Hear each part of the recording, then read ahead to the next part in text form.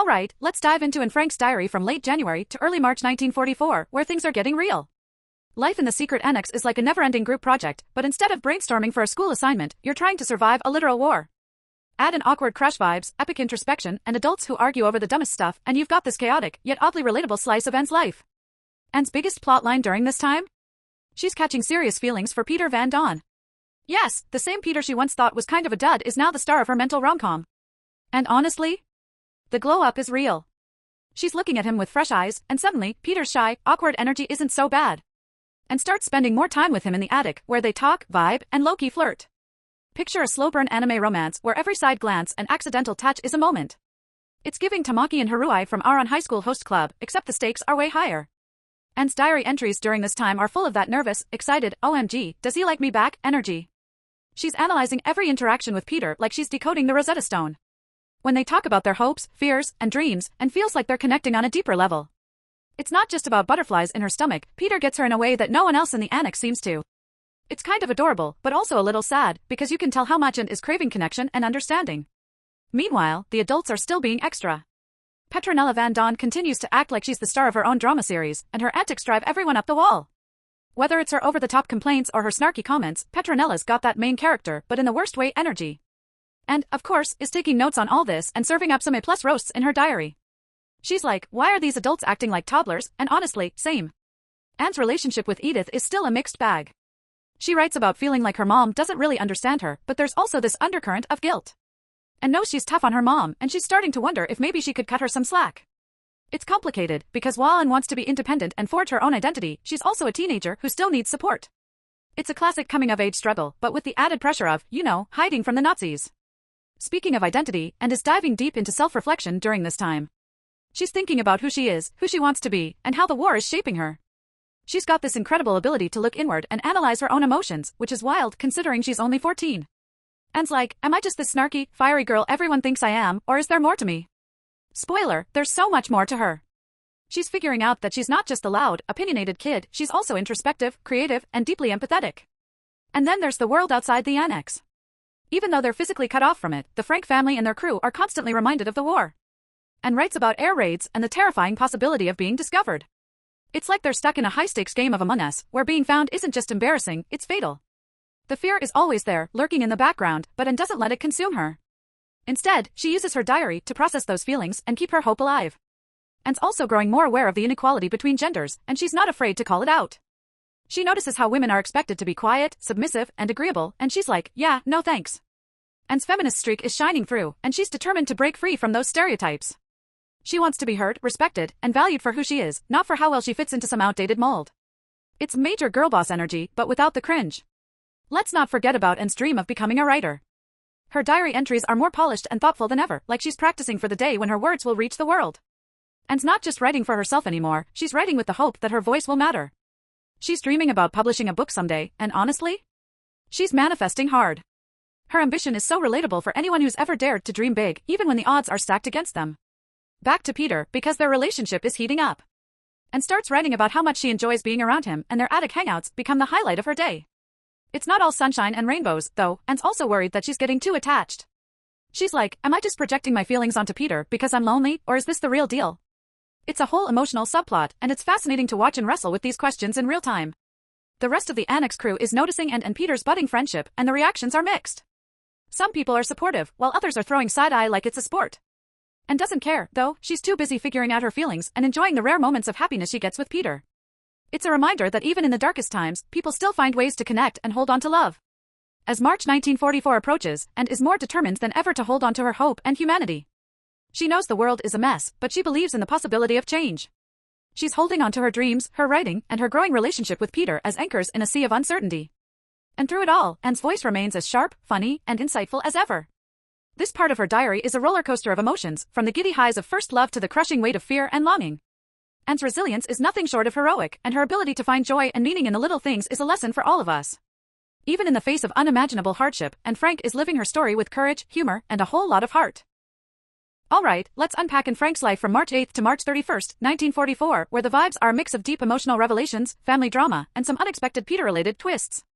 Life in the Annex continues to be that messy group project nobody signed up for, but Anne's handling it like a pro, with a ton of introspection, a little romance, and a good dose of sarcasm. If it were on TikTok today, she'd definitely have a series called Diary Rants, Surviving the Annex Edition. First off, Anne's all in on her Peter era. Things are getting a little more intense with her crush turned friend turned maybe more. They're sneaking in longer chats in the attic, and Anne's crushing hard. Like, hard. Peter's her emotional support human at this point, and Anne can't stop thinking about how much he gets her. It's giving you're my safe space energy, which is cute but also complicated. And super aware that they're stuck together in this weird, high-stakes situation, so she's constantly asking herself, is this real, or am I just falling for the only guy available? A classic isolation dilemma, honestly. Peter, for his part, is still kinda shy and reserved, but Anne's bringing out his softer side. They're bonding over their shared struggles, and Anne feels like she can finally open up to someone. It's not just small talk, it's those late-night, soul-bearing convos that hit different. She's spilling her deepest thoughts about her fears, dreams, and what it's like being Anne Frank. And Peter's there, listening and being all emotionally available. Basically, they're leveling up their relationship, like a co-op game where communication is the key to winning. But don't get it twisted, Anne's not losing herself in this crush. In fact, she's diving even deeper into her personal growth arc. She's journaling about wanting to be her real self, not just the loud, fiery version everyone in the Annex sees. And starting to notice there are two sides to her personality, the bold, outspoken exterior and the quieter, more introspective core. She's like, why can't people see the soft side of me? It's such a mood because who hasn't felt like their public persona is different from who they are deep down? Anne's also getting way more introspective about her family dynamics.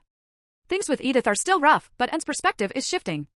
She's starting to realize that her mom isn't all bad, she's just a product of her own struggles and upbringing. And doesn't want to be like her mom, but she's also learning to appreciate the sacrifices Edith has made. It's not a full-on reconciliation or anything, but it's a step in the right direction. Growth. Now, let's talk about the adults in the Annex, who continue to act like they're starring in their own chaotic sitcom.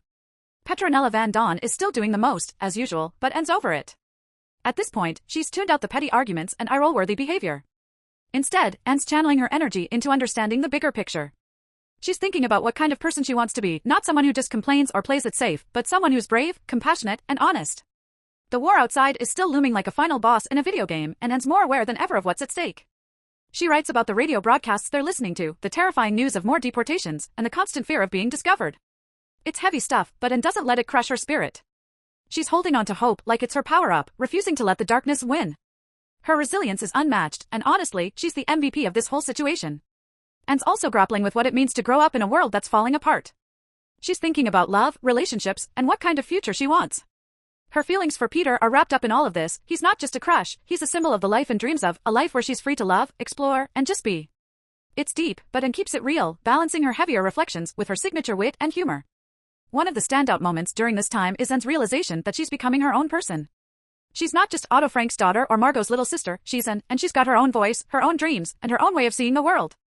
She's determined to live life on her terms, even if that life is currently confined to the Annex. Anne's ambition to be a writer is shining through more than ever, and she's already imagining the impact her words could have someday.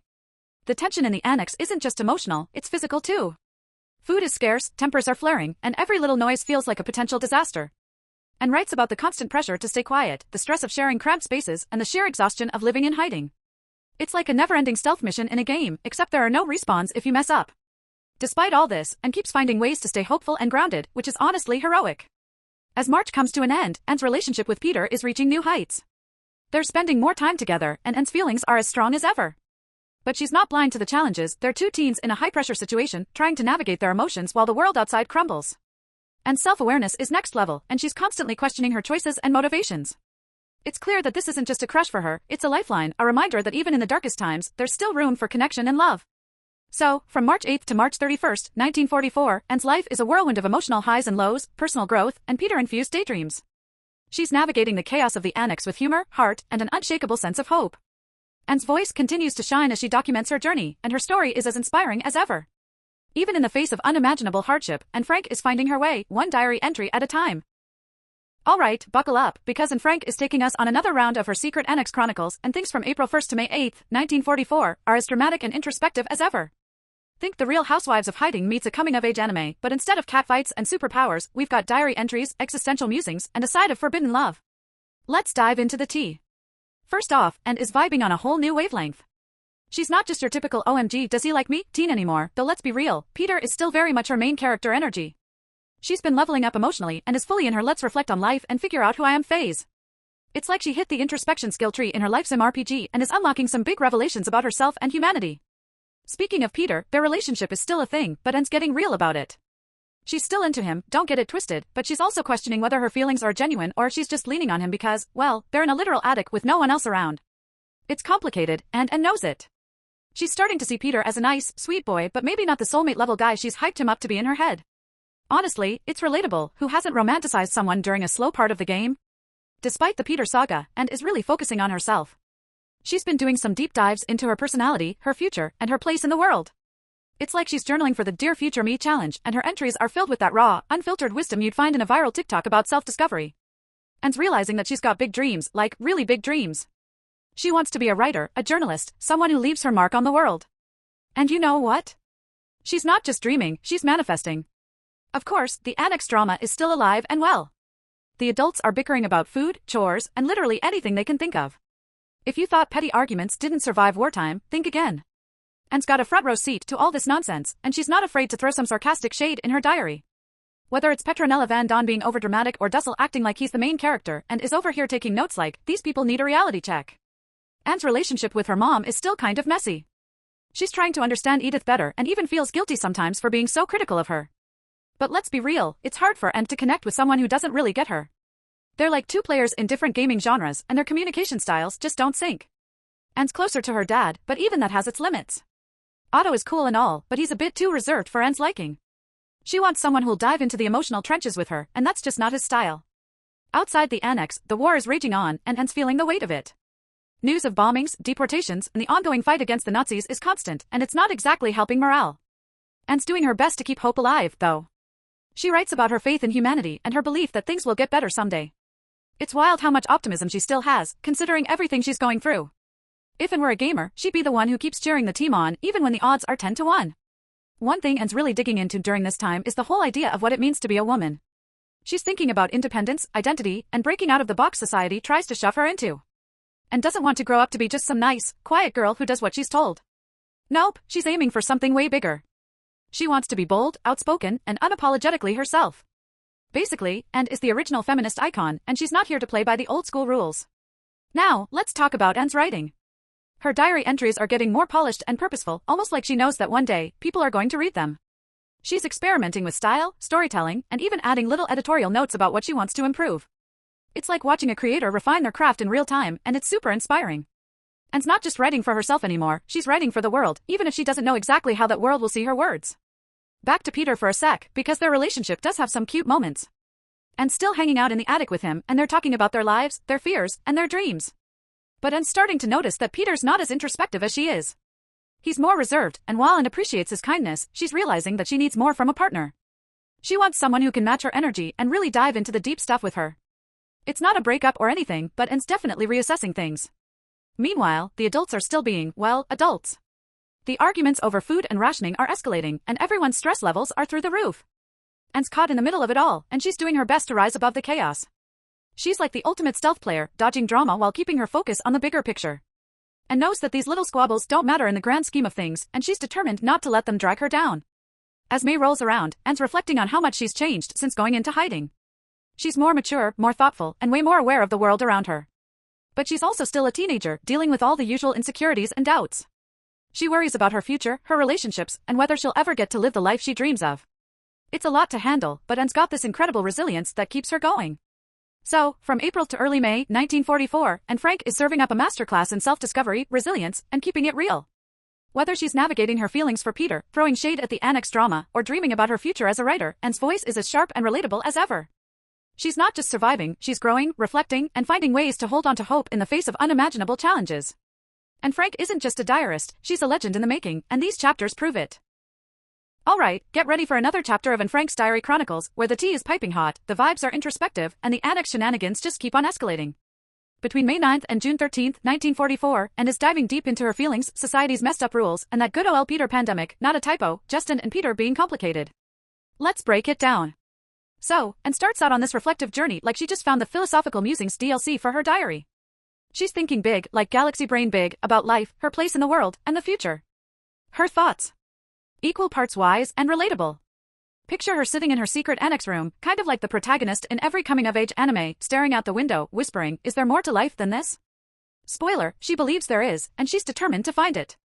The Peter plotline is still going strong, but let's just say the spark is getting dimmer.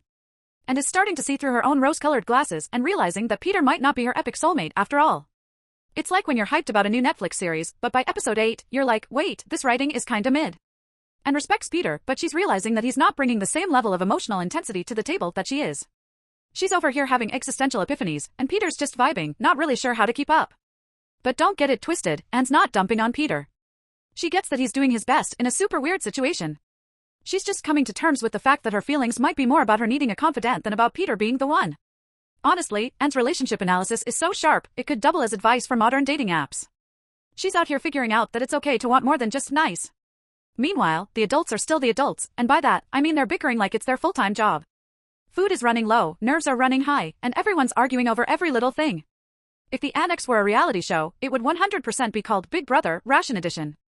Anne's taking it all in with her signature mix of snark and wisdom, like, y'all are really fighting over potatoes when there's a literal war going on outside? Speaking of the war, Anne's been paying close attention to the news coming through the radio. The Allies are making moves, and Anne's feeling cautiously optimistic. She's imagining what life might be like after the war, and let's just say her daydreams are the stuff of wholesome Pinterest boards. She wants to travel, learn, and basically live her best life without Nazis ruining everything. But she's also realistic. She knows the world's not going to magically fix itself overnight, and she's not afraid to call out the flaws in society. Anne's really in her feminist bag during this time, too. She's thinking a lot about what it means to be a woman and how unfairly society treats girls. She's like, why do people act like we're just here to cook, clean, and look pretty? Miss me with that nonsense. Anne's determined to break out of the mold and live life on her own terms. If Anne were around today, she'd probably have a killer TikTok account where she roasts outdated gender norms and drops truth bombs about self-worth. Oh, and let's talk about Anne's writing, because she's absolutely leveling up. She's rereading her old entries and editing them like a pro, trying to make her diary less of a personal vent session and more of a polished story. She's imagining her diary being published someday. Girl, just wait, your glow-up is going to be legendary, and she's putting in the work to make it happen. Anne's passion for writing is so inspiring, it's like watching someone grind through a creative side quest with maximum effort and zero shortcuts. Back to the drama in the Annex, Anne's relationship with her mom is still complicated. Edith doesn't really get Anne's vibe, and Anne's feeling all kinds of conflicted about it. She wants to connect with her mom, but they're just so different. Anne's like, why can't she understand me? And Edith's probably over here like, why can't she be less intense? It's a classic case of miscommunication, and Anne's doing her best to navigate it without losing her cool. Anne's dad, Otto, is still her go-to for emotional support, but even their bond has its limits. Anne's realizing that no one, not even her dad, fully understands her the way she wants to be understood. It's kind of heartbreaking, but it's also pushing Anne to rely more on herself. She's like a one-person squad in a battle royale, learning to handle her own emotional weight while everyone else is busy arguing over loot drops. One of the most powerful moments during this time is when Anne reflects on the darker side of humanity. She's seeing how war brings out the worst in people, but she's also holding on to this incredible belief that good will win out in the end. It's like Anne's inner light is a flame that just won't go out, no matter how much chaos is happening around her. She's straight up inspirational. And can we talk about Anne's sense of humor? Even when she's tackling heavy topics, she's got this sharp wit that keeps her entries from ever feeling too bleak. Whether she's throwing shade at the adults or making self-deprecating jokes about her own dramatic tendencies, Anne's humor is chef's kiss. She's proof that even in the darkest times, a little laughter can go a long way. As we get closer to June, Anne's reflecting on how much she's grown since going into hiding. She's more self-aware, more determined, and more in touch with what really matters to her. But she's also honest about her fears and insecurities.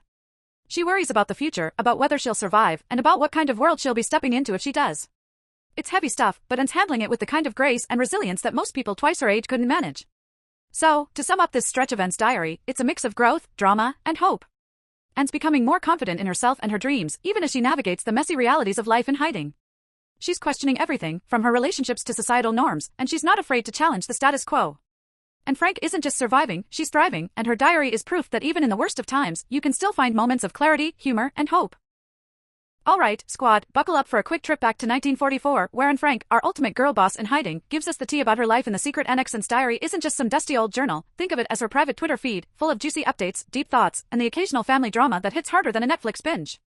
So, it's Friday, June 16, 1944, and Anne is in her feels, big time. She's dreaming about freedom, and not in some vague, oh, I wish I could travel way. No, and is all about that fresh air, blue sky, and open fields energy. But life in the annex? It's like being stuck in a never-ending game of Among Us where everyone's SUS, and the tasks are just existing without getting caught. Anne's got this low-key poetic side, too. She compares herself to a bird with clipped wings. You can almost picture her staring dramatically out the window, whispering, "Release me, cruel world." Now, and still trying to vibe with her mom, but let's be real, it's not going great. They clash like two players in a PvP match, both convinced they're right. And feels like her mom doesn't really get her, while her mom probably thinks ends in her rebellious, "You're ruining my life" anime arc. It's messy, and Anne's heart aches for a connection she just can't find. Meanwhile, her dad, Otto, is the family's tank, calm, steady, and always ready to take the emotional hits.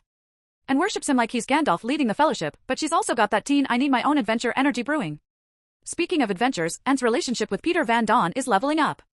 Peter is kind of like the quiet guy in the corner of your squad who suddenly does something epic, and you're like, "Wait, are you cool?" Anne's vibing with him hard, but it's not just a fluffy rom-com thing. They talk about life, love, and their big dreams like they're the main characters in some indie movie. And even wonders if their relationship is too deep, too fast, like they've skipped the tutorial and gone straight to boss battles. It's intense, but it's real. Meanwhile, back at the ranch, or, annex, tensions are popping off like an Overwatch payload that just won't move. The Van Dawns are arguing over food again.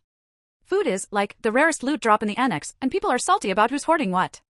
And dishes on how Mrs. Van Dawn is always flexing about her pre-war life, like, "Back in my day, I was the MVP of high society." Anne's over it. But don't sleep on Anne's sass, she roasts Mrs. Van Dawn harder than a campfire marshmallow. The adults aren't the only ones struggling. Anne's got some heavy stuff on her mind. She's constantly thinking about the world outside, the war, and what it means to grow up in a world that's basically on hardcore mode. She's scared but determined, like the protagonist of a survival game who refuses to give up, no matter how bad the odds get. Anne's diary becomes her safe zone, a place to vent, dream, and figure out who she is. It's not just a book, it's her sanctuary. Now, fast forward to July 1944, and Anne's dropping some real wisdom.